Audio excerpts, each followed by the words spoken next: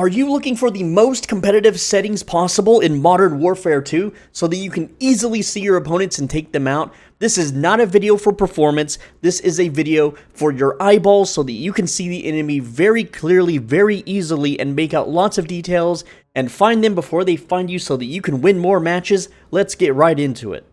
Before we even get to the game settings, there's two things we gotta cover. The first one is your monitor settings, okay? Assuming you're not playing on a television now. Make sure that your monitor's brightness is up, your sharpness is up, and make sure it's set to game mode or whatever it is that gives you the maximum refresh rate. Just Google whatever monitor you have. I don't know what monitor you have. They're all different. So you got to do this part first, and then we can move on. Next up, go to your NVIDIA control panel settings. Now, if you don't have an NVIDIA card, I'm sorry. You're going to have to do this on whatever card you have. There should be something similar for the other competitors, but here we go. This is what it's going to look like. All right, so you want to go to your NVIDIA control panel. For me, I right-click my desktop to get to this. You can also probably do it through Windows or whatever thing you use. Right over here on the left side, you click Display, then you click Adjust Desktop Color Settings. Now, what you're going to change is your brightness to 60%, your gamma to plus 1.25, and digital vibrance to 70. So let me just show you what the default looks like. Okay, this is the default settings right here. And then on my second monitor, I have it set for my gaming. So you can see that brightness is up, gamma is slightly up, and then digital vibrance right down here is up. And that's all you need to change. And what this will do, this works for every shooting game, not just Modern Warfare 2. You will be able to see, like, if you play really old, like, World War II shooters, you can see people in bushes, even if they're in full camo. This is the most busted part and the most important part of the video, so make sure you absolutely do this step because it will help you more than anything else. Next up is our display settings. To get there, there's a little cogwheel in the top right. You can click that, or you can push escape. Go to graphics. You're going to be on the display tab here at the top, and here's what it's going to look like, okay? For display mode, pick whatever you prefer. I like full screen borderless. That's my favorite. A lot of people are very fine with full screen. I like to browse the internet while I play, so I'm full screen borderless for that, okay? I have it set to my monitor, my graphics card, of course. Dynamic resolution is off. VSync is off. Aspect ratio automatic. Okay, custom frame rate. Now, this is based on your monitor. I only have 60 FPS monitors because my monitors are 12 years old, okay? So what you want to do is you want to set it one frame above what your monitor can handle, and what this allows it to do is it will never dip below that frame rate if your PC is a beast. Now, the reason you don't set it to the exact frame rate is because that will cause it to dip 1 FPS below what your monitor can handle. So make sure it's set to 1 over, all right? Display gamma, 2.2 sRGB. Brightness, click brightness down here, and make sure, let me hide the text for you real quick, make sure it is set to 55. If you combine it with your monitor's brightness and your graphics card brightness, this is what it should look like. You should still not be able to see the Call of Duty logo here on the left, but everything else is highlighted just fine. This way your display is not too washed out. All right, and then focus mode, have that turned off. Next up, you're going to go to the quality tab at the top of the screen, and then you're going to change it to custom, render resolution 100, don't go above or below this. Turn Fidelity FX Cast on, and then click Show More, and then click AMD Fidelity FX Cast Strength to 75. Because you're using Fidelity FX, you cannot use NVIDIA DLSS. Don't worry, this is much better for the game, makes it easier to see enemies. Don't worry about NVIDIA DLSS, maybe turn it on for single player, or if you're shooting a YouTube video. Alright, anti-aliasing, use Filmic SMAA T2X. This will allow you to see the outlines of your enemies much easier. Nearby level of detail, have this on high so that you can see enemies better. Texture resolution to high so you can see enemies better. Texture filter anti-sotropic to high. This also lets you see enemies in the corners of your screen much better. Particle quality to high so that you can see what they're throwing, what they're shooting, what's going on, where bullet whizzes are coming from, as in when a bullet is flying towards you, you can see what direction it's coming from. Bullet impacts and spray is very important. You can see that if you're being shot at from behind, if they miss and hit the wall in front of you. Shader quality, set this to low. Alright, tessellation, turn it off, and on-demand texture streaming, also turn that off, and streaming quality, set it to low. Alright, we are still in the quality tab, okay? For shadows and lighting, this is important. You want to make sure that shadow map resolution is low, spot shadow quality is low, cache spot shadows on, cache sun shadows on. And the reason why you want to have them on and not completely turned off is because on certain maps, if an enemy is approaching you while running away from the sun and you're facing them, you will be able to see their shadow on the ground before you can see their character model run around a corner. So this will give you a visual indication that an enemy is coming around the corner, and even if they're walking, because you can see their shadow before you can see them. This is why you must have these on. Make sure that ambient occlusion is off. SSR, make sure this is off too. You do not want to see reflections. NVIDIA Reflex Low Latency, have this on. If you have a really good PC and you don't care about the lifespan of your graphics card, you can turn it on plus boost, though this will make other programs slower, so if you like to run Discord and watch YouTube videos and maybe like record or something, it's not as good. So on is what you want to do, but if you're not like a video creator or multitasker, then you could do on plus boost. Depth of field, turn this off, and world motion blur, weapon motion blur, have those off as well. Film grain, set that to 0. That makes it harder to distinguish what you're looking at. Alright, now on the view tab, this one's a little bit more situational, okay? So field of view, most pros use 105, 103, around at least over 100. This gives you a wider range around you to see what's going on, so enemies can't come from a 90-degree angle and just cap you. However, if you have a lower field of view, like say 70, there are some pros that use 70, because they have really good positioning. This increases the amount of zoom on your screen, allowing for more precise shots. Alright? Aim down sights, or ADS field of view, you want it set to affected, because if you use any other setting, it will be kind of jank and not match the pixelation when using aim down sights.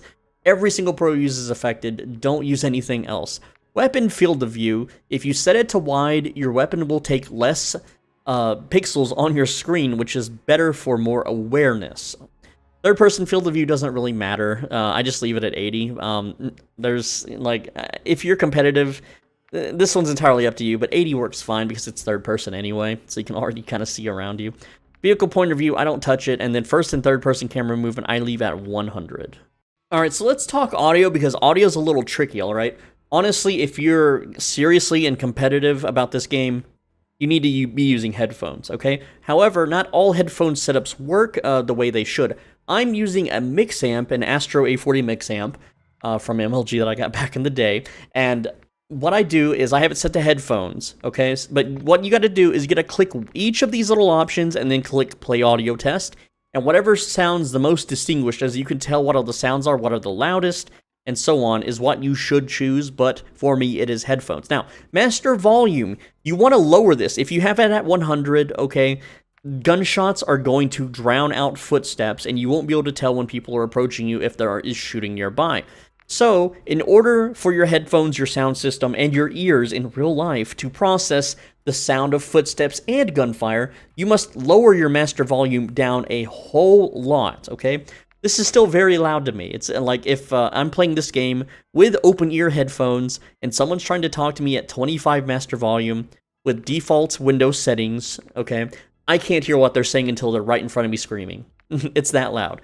Anyway, music volume, you can turn this off. I have it so low that I can kind of hear the music, because if a juggernaut is summoned in a round, you want to hear the juggernaut music, okay? And if you have this at 0, you won't know that there's a juggernaut. Dialogue volume, have this at least 50. You could set this to 100. It could start deafening out footsteps, but you need to be able to hear whenever the announcements of like, oh, there's an enemy UAV or enemy, you know, whatever the hell kill streak they're using. You want to have this at least 50. Effect volume, have it at 100. This is how you hear footsteps, gunshots, grenades, any type of like reloading sounds through walls. Hit marker volume, that's up to you. This is just personal. Now, make sure that your sound device is set. If you have it set to default, it's going to bug out on a lot of systems, especially mine. I don't know why that is, but make sure that you have the right sound system that matches your Windows sound system. Subtitles, that's up to you. Voice chat, obviously, if you're antisocial, turn it off, but then what the hell are you playing this game for? Go play some little Mario game or something, right? As far as the voice chat systems, I like to use soundboards, so I'm not going to touch that. But you should set it to whatever voice system that you have, so that for whatever reason, it's not trying to default to, like, say, a headset mic instead of a studio microphone. But you can test that out and play with that on your own. And then, of course, you could auto-connect if you want. Like Juggernaut music. Make sure that Juggernaut music is on. You want to hear if there's a Juggernaut, okay?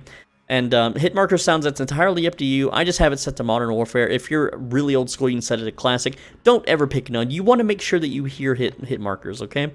And then mute game and minimize. It's up to you, man. It doesn't really change anything. Next up, we will be going to interface. There's not a lot to do here. This is mostly based on your tastes. However, there is something that you should absolutely turn on that is not on by default. And if you scroll down, you should go to telemetry, I believe is no. It's not. Yes, it's telemetry. So go down to telemetry and then click show more. And then you want to turn on server latency and packet loss, okay? Because this will judge how well you're doing. You may be wondering, why am I missing all my shots? Why is it that I unloaded a full clip into this guy and he one-taps me? That's why. So this will just relieve more stress if you have these on. Okay? Otherwise, a connection meter, you can also turn that on if you want. It's okay. I don't really need it because I don't need the graphs. Obviously, you can turn tooltips off if you know what you're doing, okay? You can also turn on icons if you want. I think these are just distracting. I don't like seeing them, so I don't have them on.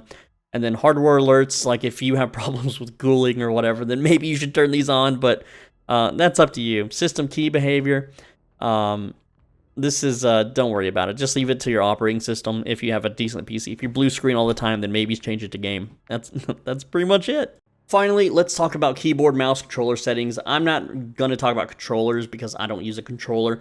However, there are people that will use an apparatus that will, spoof their mouse and keyboard as if it was a controller giving them aim assist. Yes, dirty cheaters. But mouse sensitivity and all this fun stuff, this is entirely up to you. I don't know what mouse you use. I don't know how much you move your wrists. You have to figure this one out on your own. But gameplay, there's a few things that you should absolutely have, okay? And that is... Hold on. Oh, yes, that's right. Automatic sprint. You absolutely need to turn this off. This game has aim down sight from sprint mechanics.